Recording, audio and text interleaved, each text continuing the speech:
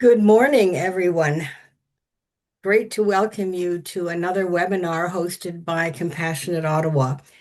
I want to say a little bit about who we are, but let me start with a land acknowledgement before I do that. We are located on the unceded and unsurrendered territory of the Anishinaabe Algonquin Nation. We work here and pay our respects to elders past, present, and future.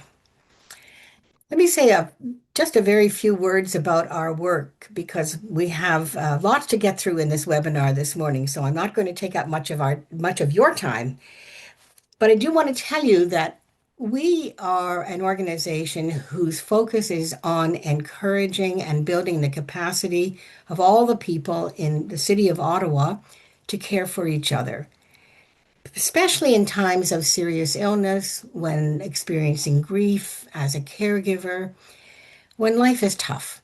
How do we care for each other? So we talk about that with people through our hundreds of people each year, through workshops, through conversations, through webinars such as this one. We reach deeply into the corners of this very diverse community that we live in.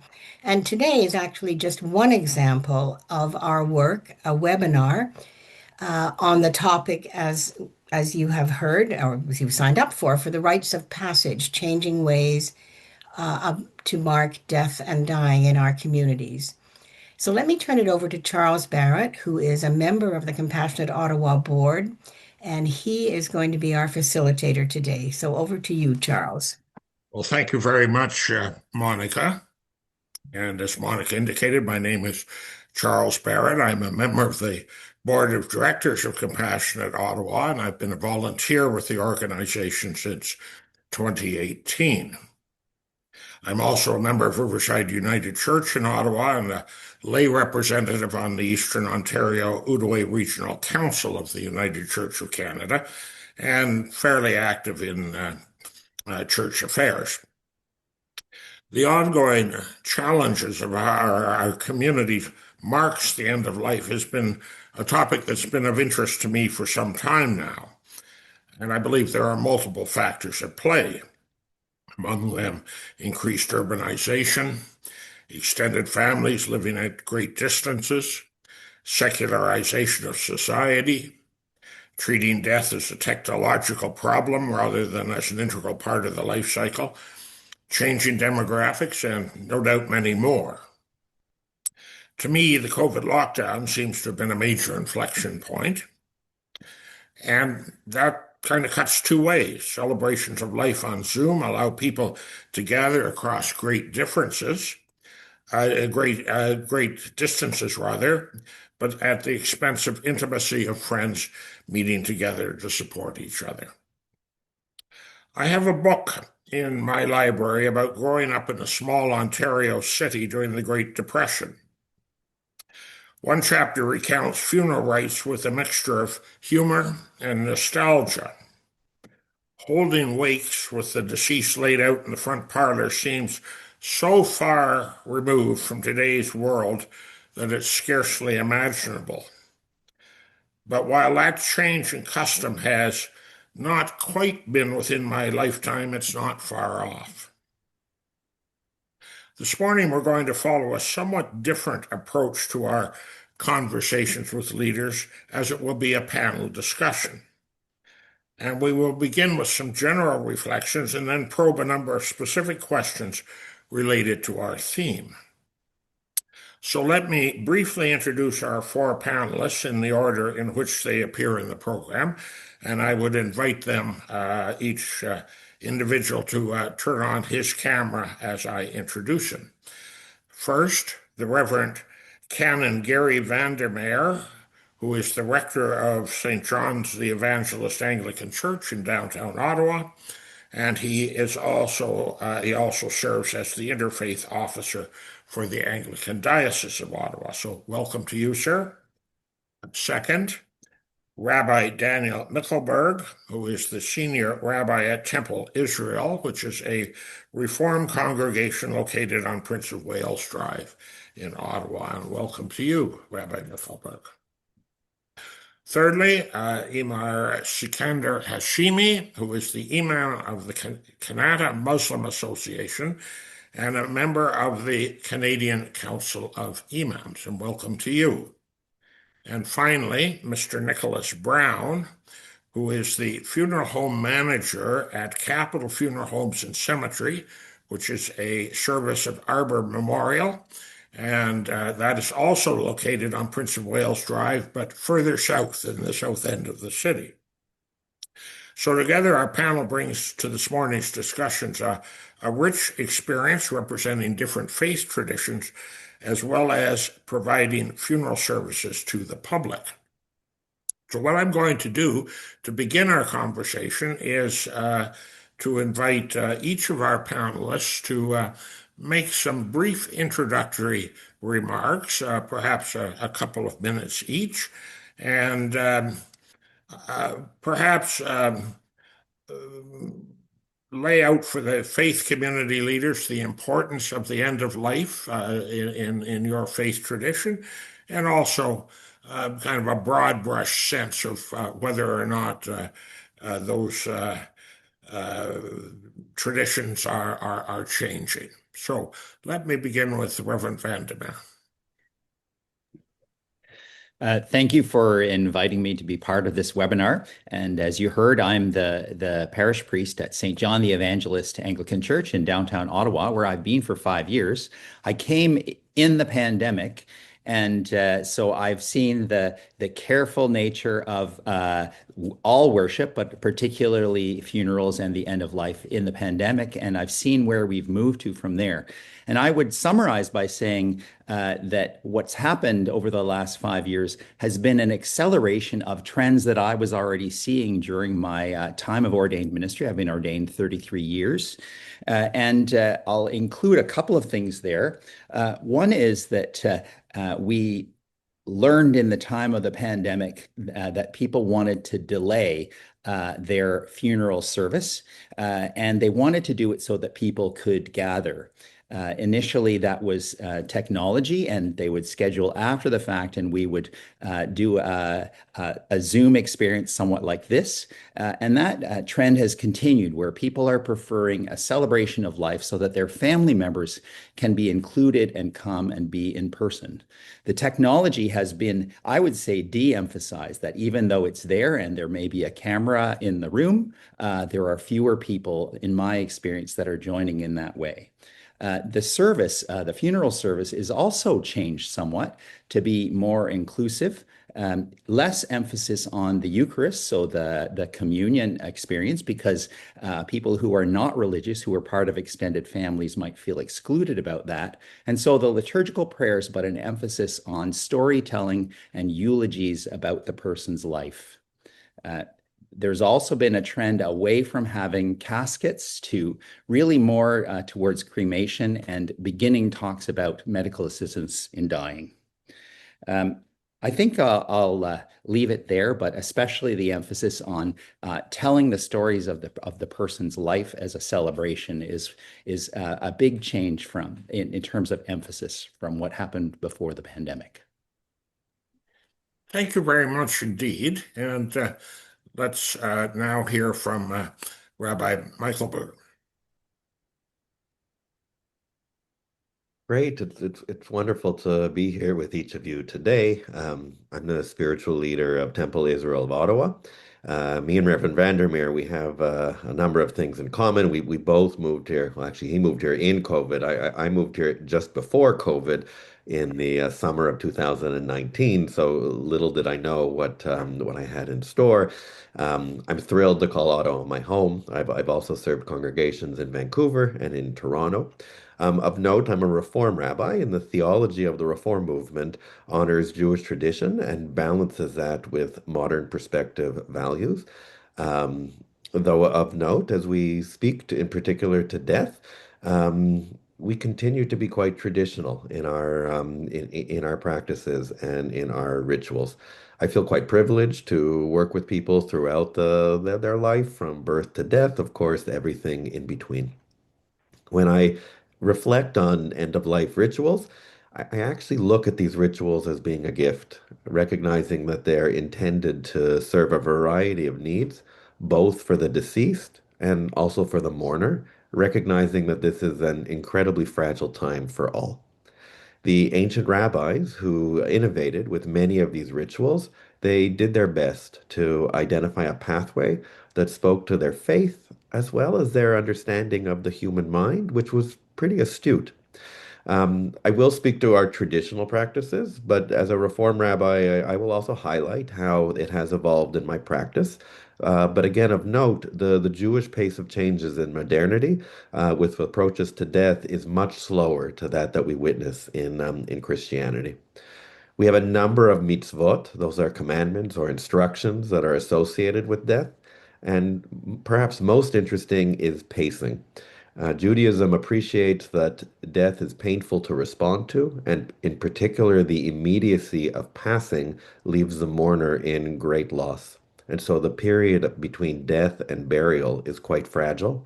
We even talk about the soul of our dear one who is yearning to be at rest. We don't believe that's possible until the body is in the final resting spot. And so it can catch people who are not Jewish by surprise how quickly we facilitate burial. We often do so within 24 to 48 hours of death. We don't bury people on Shabbat or on holidays.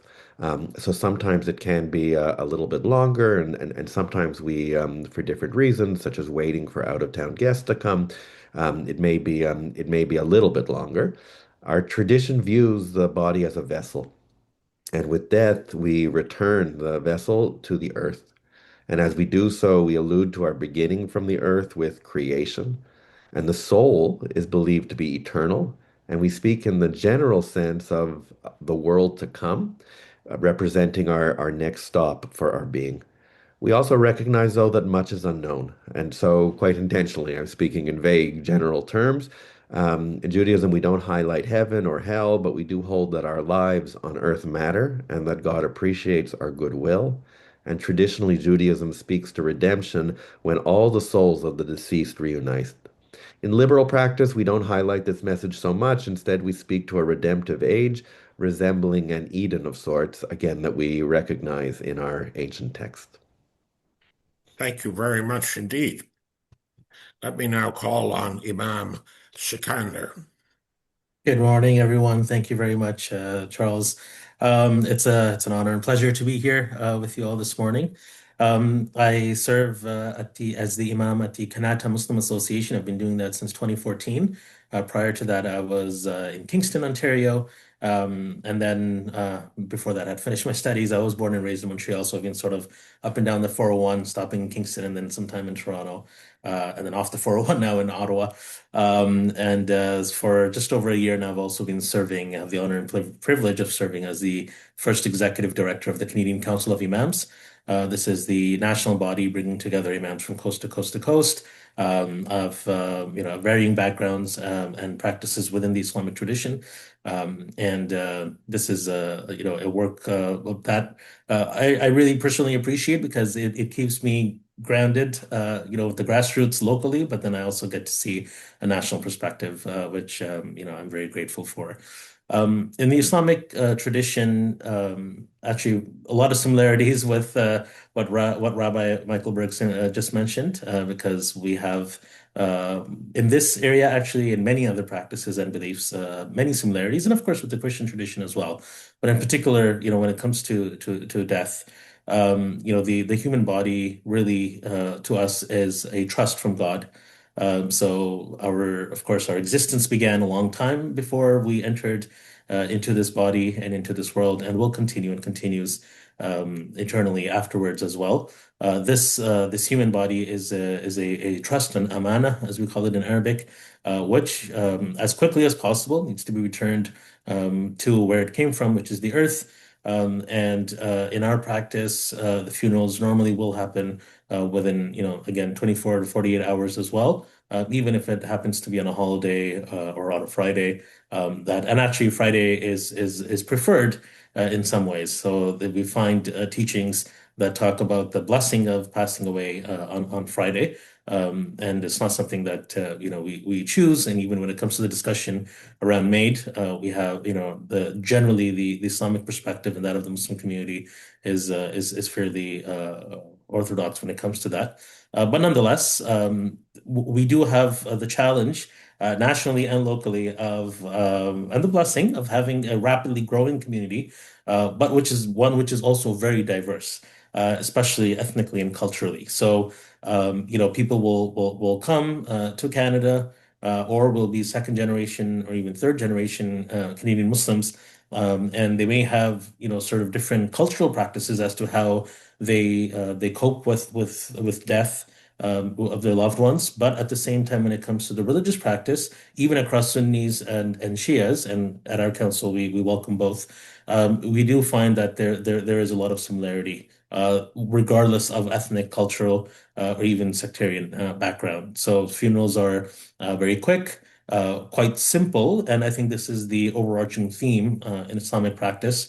Whether you attend Friday prayers or daily prayers, everything is just really, really quite simple. So funerals are like that as well. Culturally, people will have, different elements as to how, they gather and how they offer condolences. So that can vary from culture to culture. But as far as religious practices go, it's a very quick washing of the body, shrouding. Many mosques are licensed as funeral homes, so they'll have washing facilities. We're actually building our new mosque in Canada North as well. And I was just giving a tour to some folks yesterday, and there is a funerary wash facility there as well, designed as such. And then, it's a very simple casket. And actually, the ideal preferred method is not even to have a casket, if possible, and just a very quick burial and a short funeral prayer before that. And with COVID, of course, that some of these practices did have to change during the pandemic. So, for example, washings were not possible. But the bodies were generally just sealed in a plastic and buried like that. But now, after the pandemic, we've come back to the original tradition, and I feel like people do generally have a greater appreciation for traditions because they really value what they have to offer. Thank you very much. That was most helpful. And now just a slight change of pace because our final panelist is not a leader of a community of faith, but provides funeral services to the public. So, Mr. Brown, would you like to comment from that perspective? For sure. Thank you, Charles, for inviting me. I appreciate the opportunity to have this discussion today. In what that I do, and I mean, there's a common thread through everyone is who's the funeral director. What is the role of the funeral home funeral directors in the community? And it's to support everyone in their time of loss and help provide a little bit of guidance and direction in tandem, working with those in ministry to make sure that families have that experience of a passing that is most positive as it can be and most meaningful for them. I'm reminded of in the work that I do every day is that while death is universal, grief is deeply human and it needs both structure and compassion. And I think since the pandemic, certainly, and in recent years, we've learned that we can adapt our rituals to what we need and when we need to. But we've also rediscovered how important ritual can be when death occurs and memorialization happens.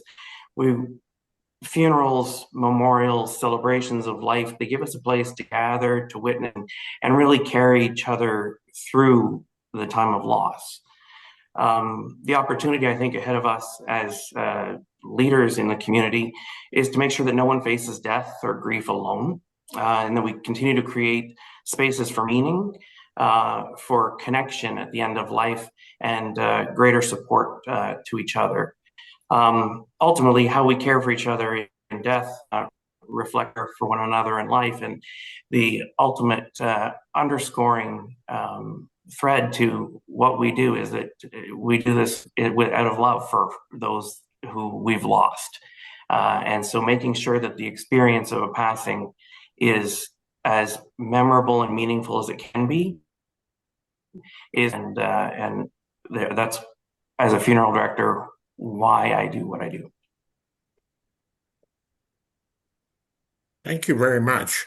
Um, I think this overview has been very helpful, and it has reminded me, I guess, that I may suffer a little bit from a what has been dominant cultural bias because, in fact, the experience in the Jewish and Muslim traditions has not been the same as it has in within Christian tradition. So I sort of come from a mainline Christian background, so you'll forgive me for that, for making perhaps what were not entirely appropriate assumptions. Um, I would like now to just take the conversation to do a little bit of a deeper dive into some of the points that have already been raised, and for that, rather than have every panelist comment in order, I'm going to invite people to raise your hand, and whoever would like to lead off, that would be great, and we'll have a bit of a dialogue. And perhaps we might start with the impact of COVID, because I made the assertion in my introductory remark that that was a major turning point, and I think to some extent that has been confirmed in the opening remarks. But can we either confirm that, or perhaps if it needs to be nuanced a bit, provide a little bit of nuance? And who'd like to lead off on that? Yes, please. Sure, happy to say a few words. And look, I recognize that Mm. on the one hand, it seems like so long ago, but on the other hand, it seems so yesterday, and very much, I think we continue to be traumatized as we reflect on the period of COVID 5 years ago.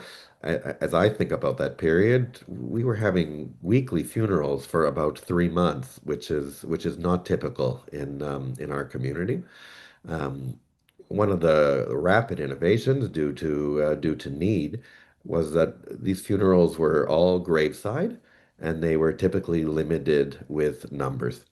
Now, to have a graveside funeral was always an option, but typically we found that most funerals began with an indoor formal service beforehand, either at our chapel at the cemetery or at another chapel off-site. Now, interesting to note that now in the time since COVID, um, well, I wouldn't say all of our services are graveside. We continue to do many graveside services. And of course, at this stage, our numbers are not limited, by regulation in the ways that they were 5 years ago. But I do find actually that funerals continue to be a little more intimate than they were beforehand. Um, One other thing that I would highlight, I think we all became very tech savvy in those COVID days and discovered things that we could do online that we never could have imagined. So certainly one of those things were live streaming funerals, and we continue to often have the opportunity to have a camera so that people can follow off-site, which is a lovely contribution to inclusion to ensure that whether one is out of town or can't come in can still follow along. So another interesting tech innovation was Shiva. So in Judaism, the 7 days following death are considered to be especially intense. It's during this period that immediate mourners wear a torn black ribbon, which is a sign of mourning. Biblically, this was clothes. And traditionally, one sits on the floor. This represents their low emotions, close to the floor. And mourners generally don't shave. And each night there is a prayer service, and it's a time for friends and families to support the mourners. It's customary to bring food, and it's also customary to simply sit silently near the mourner and wait for them to engage in conversation since it's a difficult time to know what the mourner needs. Now, needless to say, we couldn't do this in COVID. And so we discovered that we could offer virtual Shiva.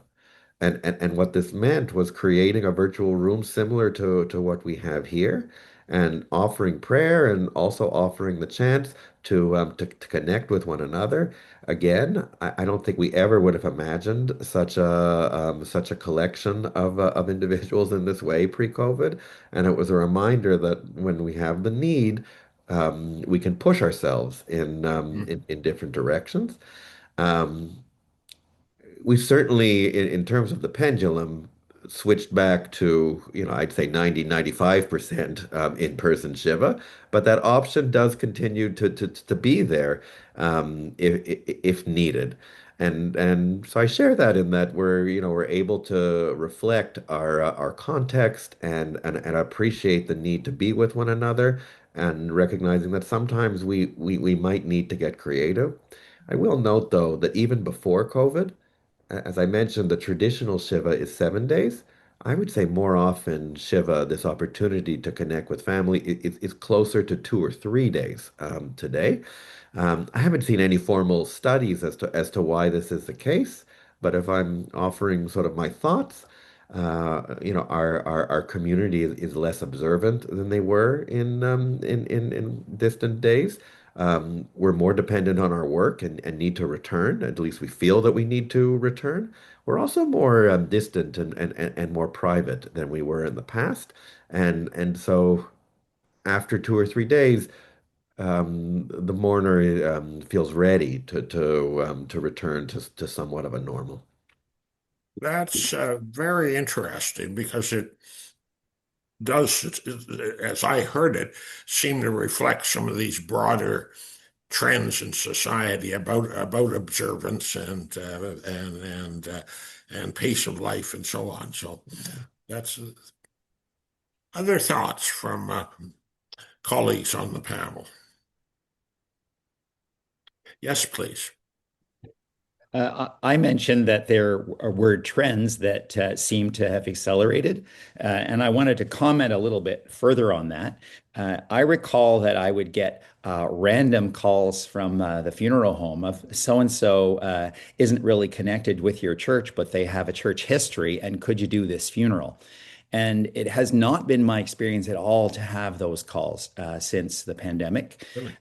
My experience has instead been that if there's extended family, I would be asked, extended family of church members, of active church members, that I would be asked to assist with that, and that there is a preference for it to be in the church rather than the funeral home. So there's great affection for being in the building, even though funeral homes these days have great amenities of lovely chapels and reception rooms. There's this deep connection to the space where people worship.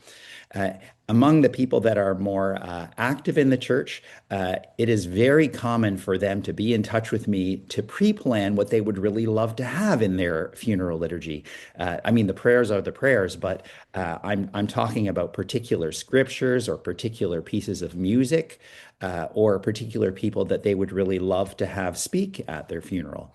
I have a recent example of that where the person did some theological study and so has some critiques of the way liturgy has been. And so I was given these instructions with which I'm more ready to comply with because it's the end of life. And I found myself saying, "This is so lovely. If only you could be there to experience it with us." And so I recognize that for some people, some kind of an observance or celebration before death acknowledges that life has been a real blessing. Um, in the time leading up to death, I'll often know about particularly active people in the church, and it is our experience that there will probably be other people in the church because it's such a relationship system who really want to go visit, and we would rely on a family member to kind of be the coordinator to make sure the person is not overwhelmed in their hospital bed with too many visits on the same day, sort of protecting their energy, and that in that I would be one of the regular visitors and conversations about uh, death They happen occasionally, but people have had a lifetime to ponder this, and they've had other experiences of death, perhaps their own parents, and other dear friends. And so they've been thinking about death along the way. And so it's not like I'm having a conversation with a person who is wondering for the first time, what does it all mean and what is next? I have had a very close friend who was an order of ministry who died at quite a young age, shortly after retirement, earlier this year, and who planned his funeral in great detail, which was very well attended, but it reflected his ministry and his theology, and it was, very much a part of him, a gift from him. Um, I'll speak to that there, Charles, as well. I mean, it's one of those conversations that aren't easy to have, but I'm finding now, and this could be a byproduct of the pandemic, death in very abnormal circumstances where people were dying isolated, legitimately. I think in isolation was the terms that were used, right? And so experience then of the actual funeral was also isolated. I mean, Rabbi Michael Berg spoke to, limits of how many people could be at graveside, and oftentimes it was either the funeral director having to tell the family these just the most devastating news that you can only have 10 people at a graveside service, including the clergy. Um, that's the complete antithesis of what we in funeral services do. It's usually whatever the family wants, right? But we had to be the bearer of the news that was devastating at a time that already was devastating. So what we learned, I think, in our profession and took was the value and of coming together. And I think we did adapt, and we had services on Zoom via live stream for even, we had those 10 people sometimes in the chapel or even at graveside, or in churches, we're live streaming. Live stream still a very integral part as to how people experience funerals today, particularly due to geographical nature where people are now. But by and large, the human natural instinct to want to get together is still, I think, really what sort of we've seen a resurgence in, is still community wanting to come together. With regards to having the conversation ahead of time, it's great that Ken and Vandermeer that you brought that up, because it's something that I think as a profession that we've not been so out there to say, come in on a Saturday and have a conversation with the funeral director. That's not usually what people think of on the weekends, that they've, looking for things to do. But it can be very helpful. And you spoke of the gift of someone having done that. The funeral that you remember is memorable for you because he took the time to think that through. You don't need to be in ordained ministry or have any, prominent position in the community to do this. It's important you do this for that everyone consider their own families and their own wishes, and have those conversations with your funeral director. We're here. We're some of the nicest people you'd never want to meet, essentially. So I'll let the conversation carry on from there, but I just wanted to touch on just advanced planning there. Thank you very much. I believe Imam Hashimi wanted to jump in here. So, Sure, thank you. I think maybe it would be helpful for me to just briefly walk through, how funerals work in the Islamic tradition, and then I can just touch upon, how that changed during COVID. But normally, and I think I already mentioned this, there'll be the ritual washing of the body, which would a lot of times be done by just a few close relatives, if they're willing to do so, or normally the mosque would have a few volunteers who would lead. And they would provide, everything that's needed. Usually, it's nothing much. It's just water, the shroud, soap, and a few some scents and so on. And then, after the washing, the funeral prayer would be held after one of the five daily prayers, usually the midday prayer. And again, this would all happen fairly quickly. Um, at the prayer itself, the funeral prayer itself will only be about maybe 5 minutes or 10 minutes. So it's very brief. And there's general encouragement for strangers to join as well. So there's virtue in attending the funeral prayer, and there's added virtue in attending the funeral itself, graveside. So, people, strangers, will make a point in wanting to attend whenever they hear that there's a funeral taking place at a mosque. And, they might come during lunch from work if it's the weekdays. And they'll participate. And again, it'll be about, 10 minutes, maybe 15 minutes.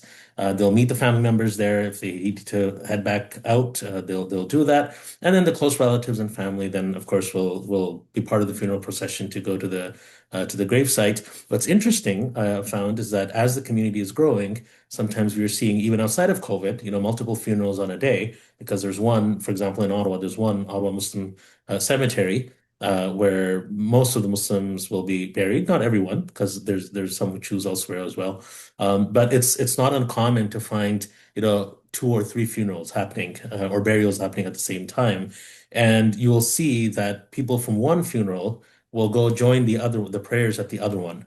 And even though they're complete strangers, maybe a completely different culture, and will just join and participate and offer their condolences and then come back to theirs as the burials are happening in succession. So now, of course, during COVID, that was impossible. Of course, with the limits, it was very challenging, very difficult, because a major part of grieving and healing, regardless of the culture, I believe, is coming together in our traditions. Generally, there's a lot of handshaking, a lot of hugging. So that, of course, was not possible. Or just even just coming together, visiting, bringing food, things that I think have already been mentioned. So none of that was possible. So Zoom did help, in that, of course, and having virtual gatherings for prayers, and I did participate in a number of those. Also, with distances, as was mentioned, it does help people for people who are away and not able to join the to be able to witness, not so much participate, but just witness the funeral itself. I haven't seen live streaming of funeral prayers. Maybe it's happening, but I'm not aware of those. But yes, gravesite during the burial, it is common to at least have a recording or a private Zoom, not public live stream, of course, but a private Zoom call for family members who are not able to attend. So that's something that continues today as well. But when it comes to the condolences and the prayers, not so much virtual, unless there's a need. If they're relatives or friends who are further away, then that is something that will continue. So we find again that a lot of this is happening in person. There's great interest in that. There is some adoption of technology, but not in a major sense when it comes to the religious practices and rituals, and that goes even for our Friday prayer services as well. Thank you very much. Well, let's move the conversation beyond COVID. I found it interesting that there were two comments that mentioned the fact that during COVID there was what actuaries would call excess deaths, and thank heavens we are beyond that and back to a more normal situation. Um, I'm also struck from personal experience that within the last few months I've attended a celebration of life in a funeral home that was entirely secular, and I think there's a lot of those.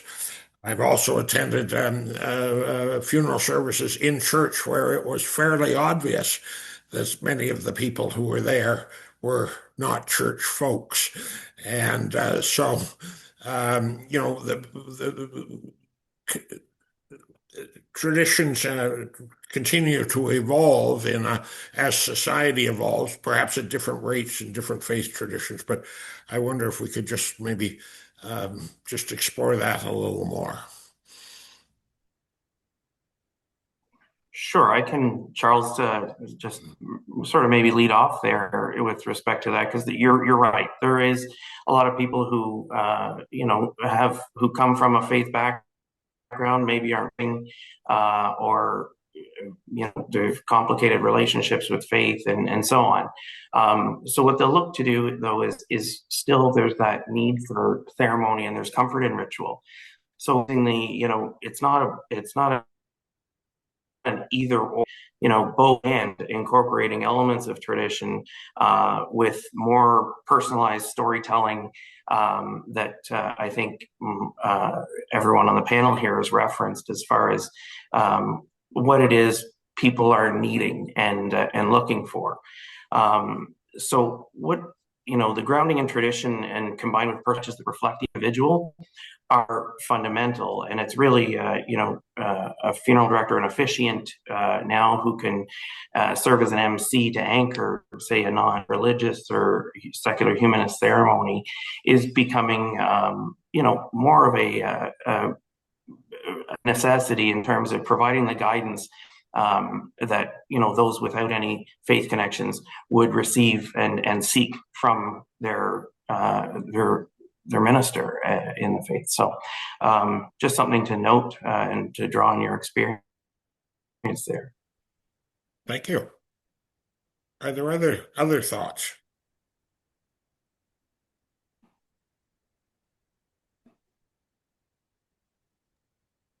I'll just Yes. highlight that as we think about death, I often find it interesting that someone can become quite distant from their tradition, but then return Yes.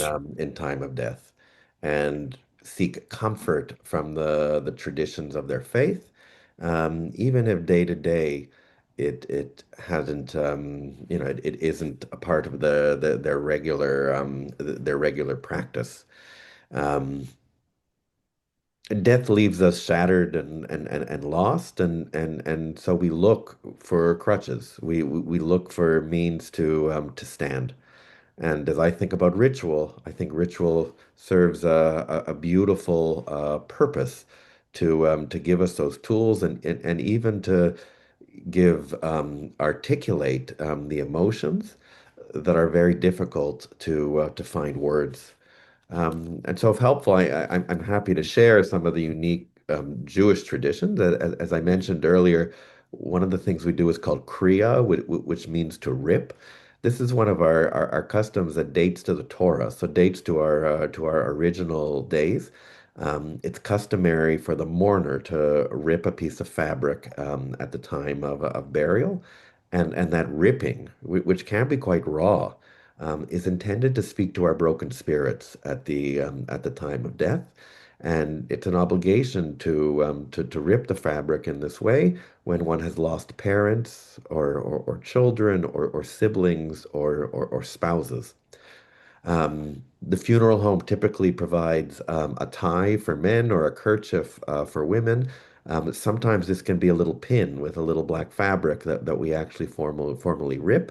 And again, it's the act of ripping that really speaks to the power of this custom.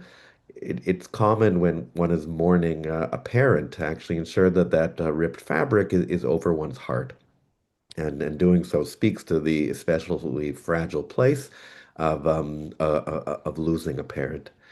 I think the other thing I'll share, and excuse me, Reverend Vandermeer spoke to this earlier, the notion of offering eulogies. And as I think about being able to articulate the words and the stories and the lessons of our dear ones, really this is twofold. That on the one hand, this is to honor the life of the deceased and to think about the how that life will continue to gift us in a variety of ways. But I also often find that the person putting together the words and sharing, to do so is a means of active mourning and recognizing the Mhm. impact that our dear one has had on us, and to really speak to the way that person will continue to touch our lives. Thank you. Yes, please. Since we're back to the theme of eulogies, I'd like to say a little more about how I've experienced that.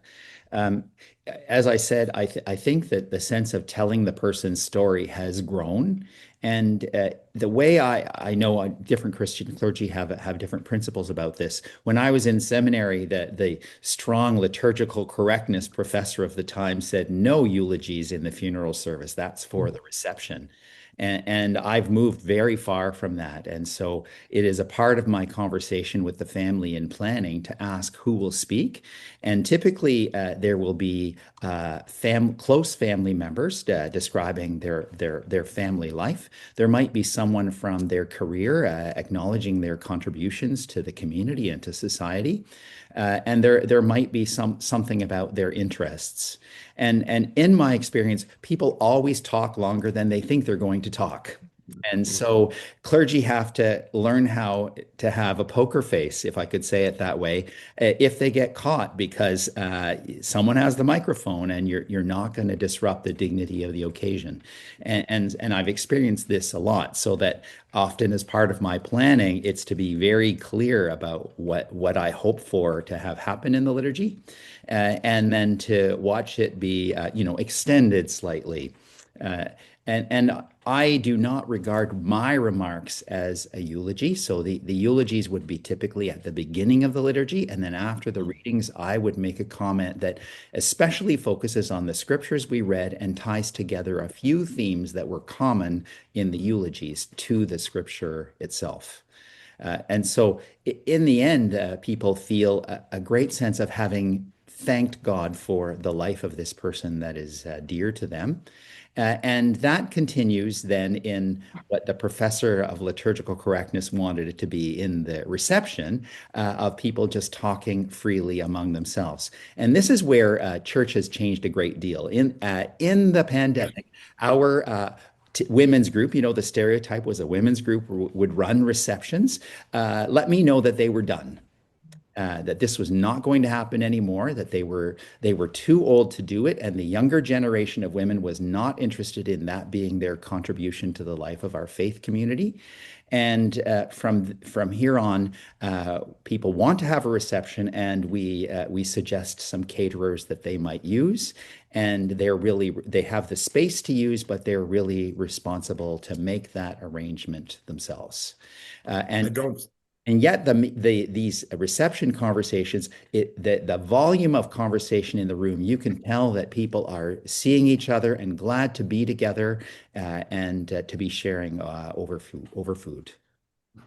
I don't think the experience of your parish is at all unique in regard to the women's auxiliary doing catering. There seems to be a trend there, and also in terms of the power of the eulogy, but the need to manage it in a constructive way for everybody's benefit.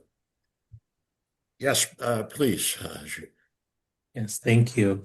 I think, to the point, of the that was mentioned earlier about storytelling. I think it can be it is, very powerful. It's not really part of the Islamic tradition to eulogize. So as I had indicated earlier, the funeral service itself is very quick. However, and I personally had two losses just in January. So my father and my mother-in-law, who passed away in different cities. And even though my dad was living with me, but just during the winter break over the holidays, he was at my sister's in London, Ontario. So that's where he passed. And my mother-in-law was in the United States. So both happened very quickly, 19 days apart. But it gave me the opportunity also to witness, how different mosques and different communities operate. And it was actually very similar. So, there's no eulogy, but I did find that, I did want to share stories. And I do feel that, this is something that can be very powerful and healing. But the time to do it would be, and we don't generally have a tradition of a major formal reception per se, but there would be, some sort of gathering for condolences, usually, at the home or at the mosque. And that's where, people will come, offer the condolences, prayers, maybe just sit around. And that's where I felt the need. And I've noticed that, people want to share stories, and those who are attending actually want to know as well as to, about the loved one's life and about how, their death came about. sort of in a respectful way, and this is a way of showing that curiosity is a way of showing respect, I find. So I think people, in the different cultures within Islam will find different opportunities to do that. So in my case, for example, because my father passed away and then my mother-in-law both passed away outside of Ottawa. When we came back to town, we held an opportunity. Not a formal gathering, but I just told people, I said, our family will be available for condolences and prayers after, the night prayer on this day. So, whoever wishes to come. I personally made a point in adding that, you don't need to feel obliged to come. You can pray from anywhere, and the most important thing are your supplications and prayers.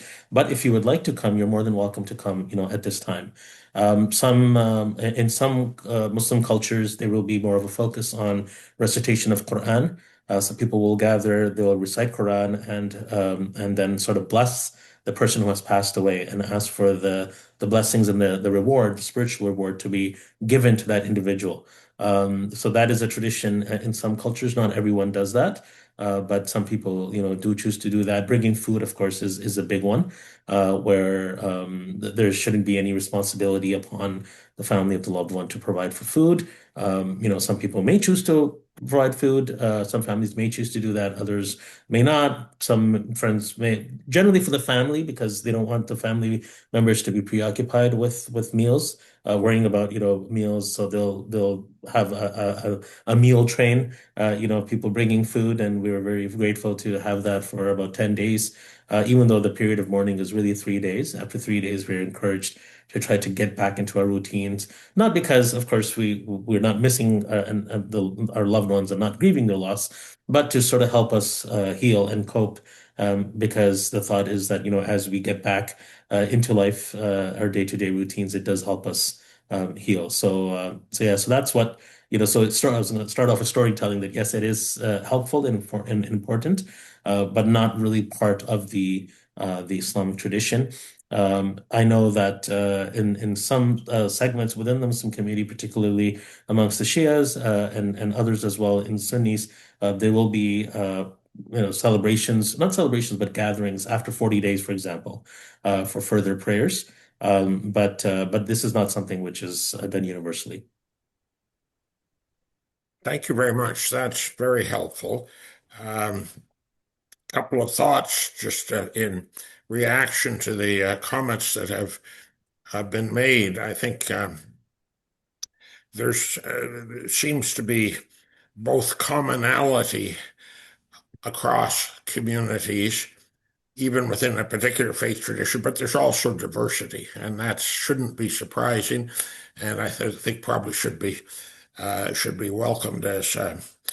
Um, the other thing occurs to me is in my very brief introduction, I made reference uh, to rites of passage almost 100 years ago, and of course the wake in the front parlor was in fact something that allowed storytelling when the liturgical practice didn't. I think, and that's one of the reasons it existed.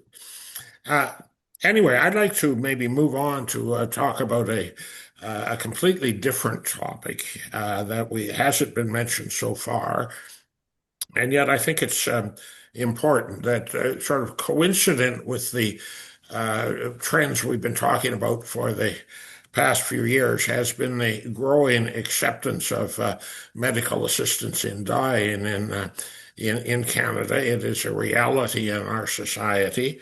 Um, there are ethical and theological issues, and it's a complex issue.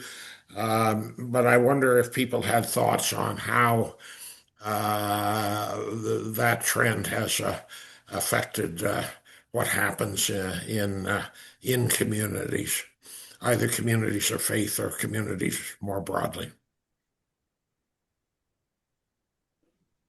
Yes, please. Yeah, I can go first this time. Thank you.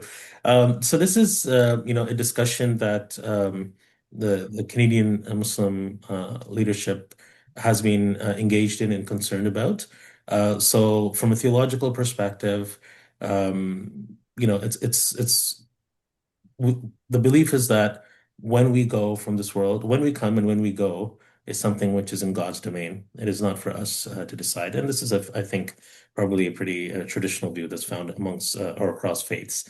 So that's generally been the position. So most imams or mosques would not be participating or facilitating MAID and Muslim physicians as well, actually, also, because there's a Muslim Medical Association of Canada as well. So they've also had similar concerns that, again, are shared with practitioners from other faiths. But at the same time, I'm very cognizant of the fact that just because, we're not acknowledging it or facilitating it doesn't mean that it's not happening or not taking place with Muslims. And there may be the possibility, and I don't have the data or the facts to prove either way, but it's a possibility that Muslims are participating in MAID, but maybe not even informing, religious leaders or authorities.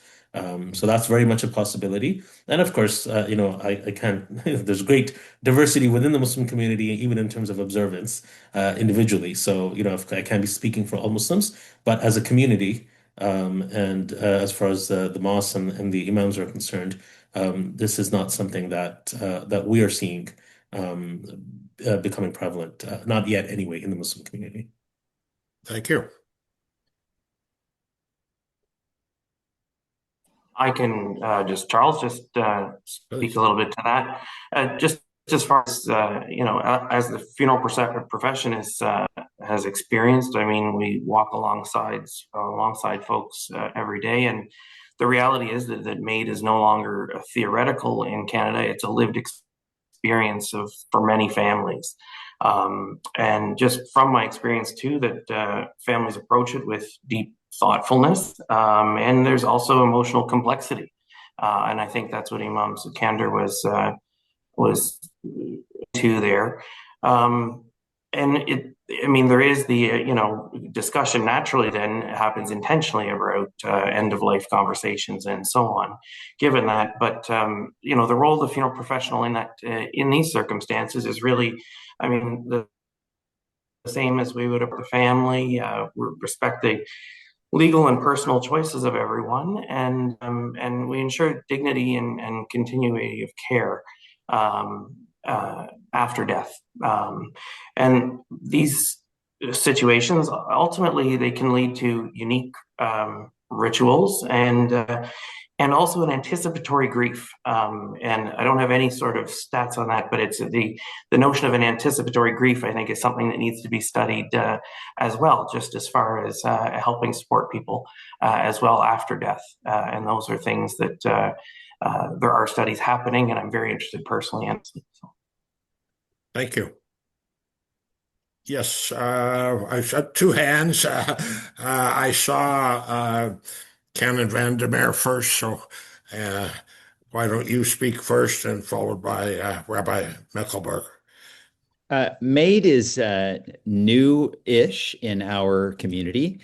In our Anglican Diocese newspaper about a year and a half ago, two clergy were invited to comment and reflect on it, and they were positive reflections on it. And I most recently was present for a MAID experience. It was a parishioner who I had visited a number of times who then disclosed almost as a confession, like she was expecting me to condemn her for it, that this was her plan. And I made sure to say to her that I respected her choice and her decision because it was a careful one, and that I supported her in everything about it. She then invited me to attend when this took place, and I found that visit was almost a liturgy in itself. The room was a gathering of about 12 people, and she went around the circle acknowledging each person and how she knew them and why they were significant to her, and gave them each an opportunity to converse back with their response. The people included someone who read poetry and someone who played music. And then when it came time for the actual medical procedure, the nurse arrived and the doctor arrived, and we were gathered around the bed. And it was Uh, the actual medical part is lengthy. There are several injections and watching the person gradually leave this life. And it seemed like a sacred encounter to be a part of the whole thing. There was still a funeral, a celebration of life after the fact. So it did not replace the liturgy in the church. And that was also, it was no less profound because of the previous experience of having made. And I made a point of speaking about it in my church congregation. I would think that as other people encounter this experience and talk about it, that we will start to see more people ask for it. Thank you. That's a very interesting reflection. Rabbi Mecklenburg. So I think this is interesting because I've been typically on team Imam Hashimi here, but in this case I'm on Team Reverend Vandermeer. Um, Look, as Reverend Vandermeer shares, I think we're still processing the impact of MAID on society, and I think we often forget that it's really only been about 10 years that we've had this option as a society, and so culturally, it's actually remarkable how quickly things have evolved. I mean, I'll share similar to Reverend Vandermeer that in my early years, I would often only hear about MAID after the fact. And what I would be shared to me was that there would be a sense that as a spiritual leader, a sense that I would oppose and come in and place obstacles in the way of facilitating with MAID. That has changed. And today, similar to what Reverend Vandermeer is sharing, I'm often brought in advance and to help to facilitate ritual and closure as we look to final days. I think this speaks to initially people thinking that religion could not condone MAID. And for some, of course, that continues to be the case. And if you opted to bring in a traditional rabbi, you would hear a different answer than I'm providing at this time. But with some denominations, such as my own, we've made a place for MAID, and we see MAID as a whole pathway for closure when thought out appropriately. Of course, our traditional sources don't have an appreciation for this avenue of death. The traditional answer is that life is to be embraced and nothing to impede life is to be conducted. But from a more liberal perspective, we also affirm that our lives are to be cared for and nurtured. But we recognize that when pain is unbearable and when death is in sight, that this is not necessarily living fully anymore. And MAID provides an opportunity for the individual to be intentional with one's last days and to depart in peace. And I'll share that even earlier in the week, I was having a conversation that I would not have believed possible a few years ago with an individual with terminal cancer. Um, who recognized the direction that his health was going and being quite intentional and precise with how he wanted to live his final days and how to do so with grace and with care. It was certainly a touching conversation and a reminder of where we've come to as a society. I would say in this case, in beautiful ways. Thank you very much. Imam Hashimi, did you want to uh, make a Yes. second round? Yeah, just very quickly, because I realized there was a very good question, about perhaps the consequences of MAID within the community. So, from the Muslim community perspective, again, as I mentioned, generally there's an understanding that MAID is something which would not be encouraged, would not be practiced. But if someone a Muslim, were to choose MAID, I don't believe that they would be refused in any way or discriminated against in any way. They would still receive the same care that they would receive otherwise in terms of the washing, the shrouding, the funeral prayer, the procession, the burial. So everything else would be the same. Their choice, we would leave between them and God ultimately. because we are not there to judge. Our job is to essentially give, our best opinion or understanding of the issue from based on our teachings. And then it's up to the individual to decide. Of course, and that matter will be between them and God. So, like otherwise, there would be no, there would be no consequences. There may be some cultural, or social stigma depending on, their family and their circle. So I can't speak to that. Depends on the individual and their family and their circle. But otherwise, as far as religious practices go, there wouldn't be anything different. So there is a common theme about the importance of the individual discerning. That is, again, part of, I guess, recognizing the nature of human mortality and the life cycle. That's very helpful. We're rapidly running out of time, but I would like to have just one more round before I turn things over to Paula to deal with questions and answers. And I'm going to invite us to get out our crystal balls. Now, I should say that mine is sometimes foggy I try to look at the future, and yours may be too. But I think what we've found in our conversation over the last hour or so is that rites and customs are changing. Perhaps not in a linear way, perhaps not at the same speed, but they are changing. And the nature of communities are changing as our society evolves, um, which has consequences that we may or may not understand. So I would just invite you briefly to just imagine if we were having this conversation uh, 5 years from now, what might you expect? Please. It's been in the news recently that there is a renewal of people coming back into religious observance. That has been summarized in the New York Times and on CBC radio as well in a number of interviews, and I've talked about that with my church leaders as well.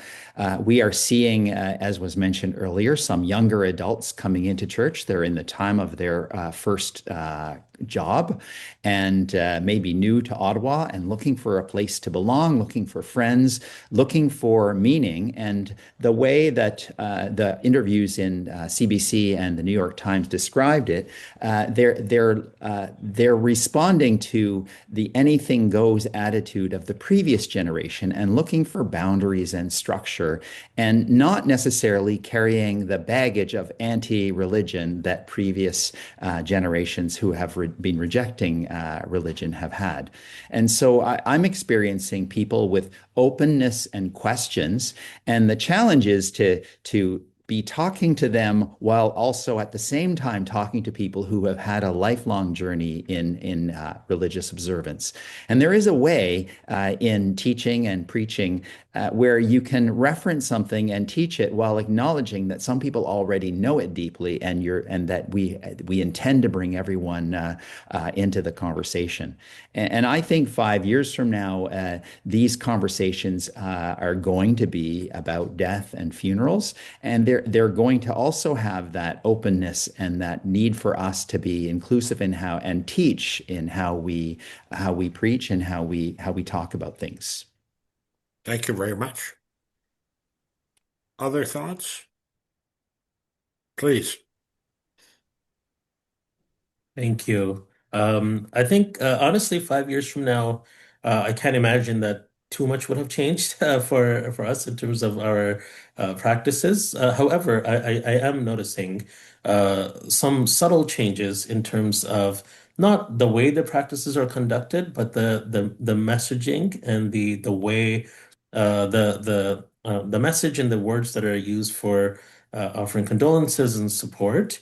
And at least personally, one of the things that I try to do or find myself doing more is trying to adjust the message and the choice of the angle that I take in trying to help a grieving family that will vary depending on their level of observance and their background, how connected they are to the faith. In the past, and even up until now, a lot of times it's been sort of just very much focused on the deceased individuals, their soul, and supporting them, so to speak, through the actions that we can do to help them in their onward journey, but not so much of a focus on the loved ones, right, and the grieving family. And I find that as people, as our communities have younger people who are born and raised in Canada, who are more, familiar or more comfortable in sort of Western culture or have more Western expectations, then I feel like our messaging probably would cater to them a bit more. Not that it would change the way that things are done. They would still be traditional in terms of practices, but just the things that we say to them, and how we present that message, particularly at the graveside and in those immediate moments after, in those very delicate moments. I think that is something that would probably be adapting. Thank you. I think, oh, sorry, go ahead, Rabbi, please. Okay, you go ahead. We had a race there, but Nick, why don't you go first, and then Rabbi Meckelberg? Sure. I just would note that in like going forward, I think across, what we've realized in our conversation today is there is that common thread of across faith traditions, Christian, Muslim, Jewish, Hindu, Sikh, or secular, uh, humanist traditions, rights and times and experiences around death are not incidental; they're formative in a lot of ways. They help us to acknowledge death has occurred and honor that person's life, but also support who are left. And that's, we often say the funeral is for the living, and it's the coming together as much as it is about the person who's passed away. The unifier of everyone there is that Charles, you mentioned, humor and nostalgia at the beginning. And I think that when we spoke about eulogies and personal tributes, earlier, those things I think we're going to see more of. And it's really, it doesn't, tradition and modern life can't be blended. If there's ways to have traditional rites with personal tributes, ancient prayers with contemporary music, and cultural rituals with modern storytelling, look for. And I think what we're also going to see, and I'm certainly seeing it in what I do every day, is there is emphasis on food and beverage. I think all cultures come together over food. And so the reception after a funeral, the atmosphere is lighter, and that was referenced earlier. We go through the important aspects of actually looking after the person who's passed. We come together, we have some tributes, but then, then there's tears that are part of that. And then, that's healthy. Then we have that a little bit lighter time where we're having sandwiches or in some cases a glass of wine or what have you. Coffee, tea, juices, those things that really in a different atmosphere, but we've still moved through certain stages, acknowledging that person lived and were loved, and every life deserves to be remembered. So what I see more themselves, they're certainly asking us. We're asking them too. What matters most to you, and what feels meaningful, as well as what honors your loved one, best supports you. And how can your funeral professional, how can your clergy person, help guide you and for some options to you. These are things we do day to day, and we're a great resource for people. And we just need to let people know we're here, and you can reach out. Thank you. Last word to you, Rabbi Meckelberg. Yeah, I'll just say briefly, and I actually think this is probably an indirect result of MAID, in that I find death is typically one of those topics that's taboo and that we're afraid to speak about. It's almost superstitious that if we think that if we're talking about it's going to be more imminent, and we're going to bring it closer. Of course, that's not true. And I am witnessing that people are more comfortable talking about death, imagining end of life, thinking about their last days. And if I had to guess where we're going to be in 5 years, Probably more so, and I think that's a positive development in society for us to appreciate the various stages of our lives and to give intention and care as to how we approach. Thank you. Well, I've not left too much time for Paula to uh, deal with questions, so I'm going to very quickly thank the panelists for what has been a very rich discussion and turn things over to Paula because I know there are some questions and we'll try to deal with as many as we can. Thank you. Thank you, Charles, and thank you to the four of you. This has been such an enriching conversation to listen to from my perspective, and I think I can speak on behalf of our attendees. I've been seeing all sorts of thanks for your openness in this dialogue today, and that we've seen many expressions that people have learned a lot, which is wonderful. So the first question that we have is, do any of you experience any issues in how our hospitals handle death?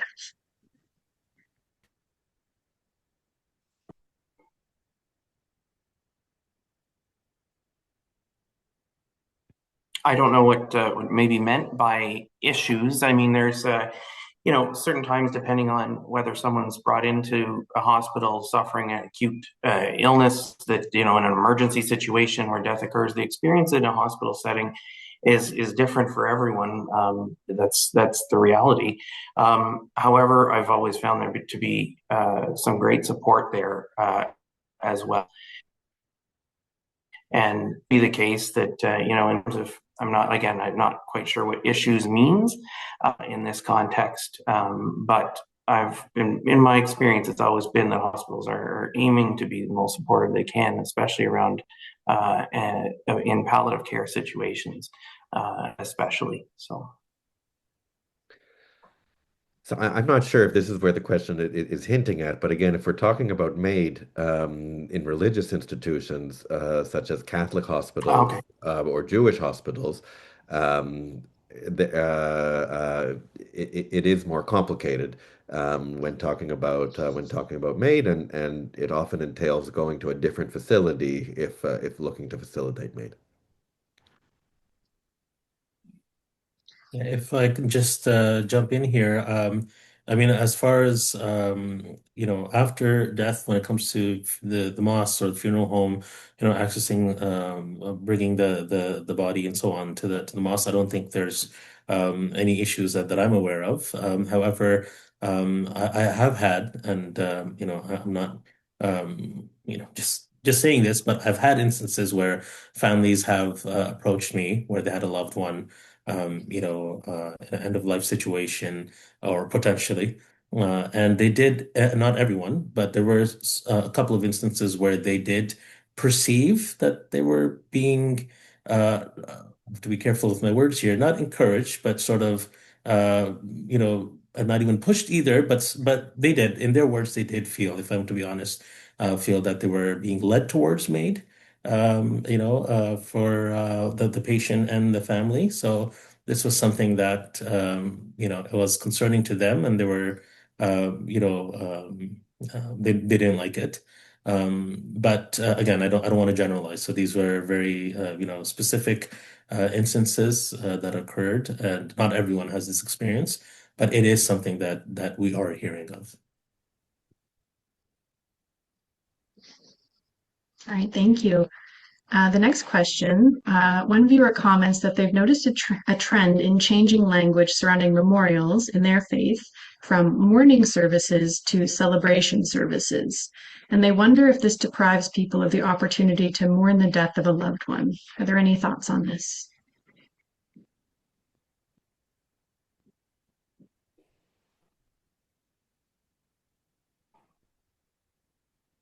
I can lend. Sorry, Reverend Cannon. Sure, go ahead. Okay.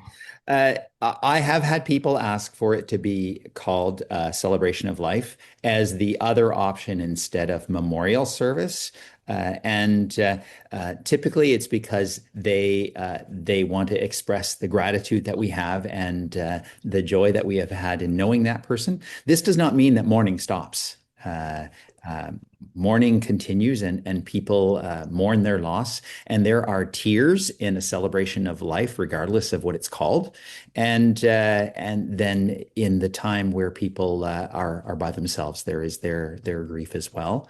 I guess my concern would be whether there is some kind of a service at all. And I remember about 25 years ago, a funeral director was telling me that one of the major trends was called de-ritualization, which is where families would have nothing. And I've been reflecting on how this helps or hinders a person's grief, that there is not a gathering where we do what we do together. And I wondered, Nicholas, if you had any comments on that. So speaking to a little bit earlier, kind of Edmure, was that, what we're faced with now is what we call it. We, again, your reference to celebration of life coming together and being grateful to have known and loved that person. The structure kind of event it is that, the greater community are going to, even family members, kind of needs to be made clear in a way that we talked about eulogies earlier and storytelling, that those elements are integral to a celebration of life, really. Now, even whether it's a few words, people want to have some sort of an acknowledgement and of the loss of why everybody's come together. So whether you call it, a celebration of life versus memorial service, either way, everybody's there to pay tribute and be together. So it shouldn't be, it doesn't mean deprivation of or grieving. It's just the family's preference is to want people to be grateful, but not necessarily traditionally so, I should say, in terms of clothing they wear to the event and things like that, is where I'd hopefully that answers a little bit of question, Charles.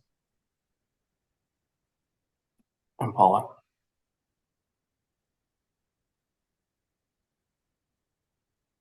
Excuse me, I was muted there.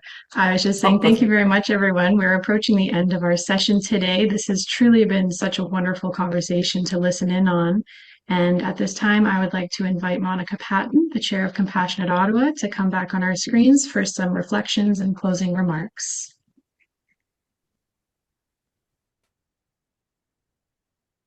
I'm here.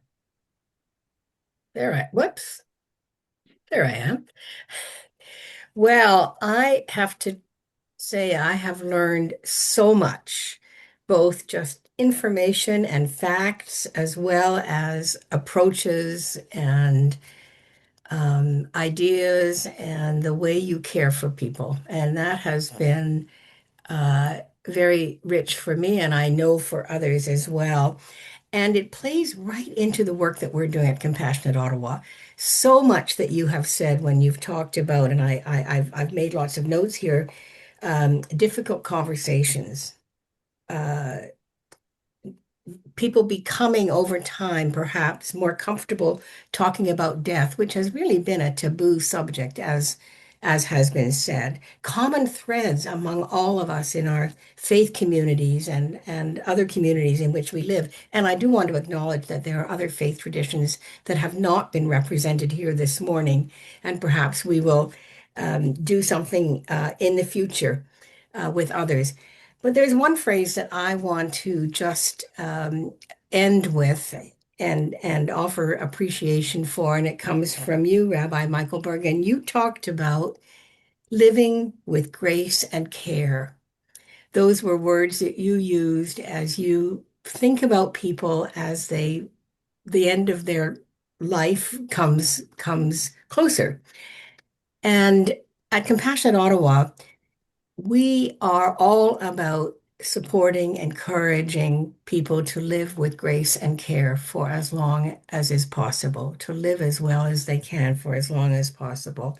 And for those who are grieving, to experience grace as well and to offer care, because we can all care for each other.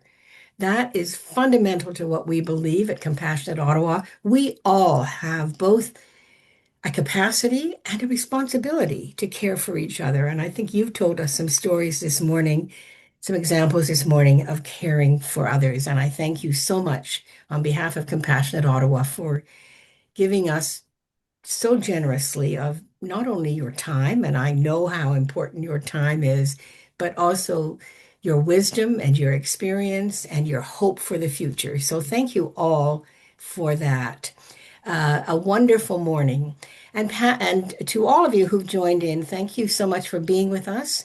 I think many of you know, but perhaps you don't all know, that Compassionate Ottawa relies on individual donors and grants to present webinars like this. We don't charge for any of our programs, so we invite you to consider making a contribution to Compassionate Ottawa, and you can do that at our website. Paula, thank you for steering us through this.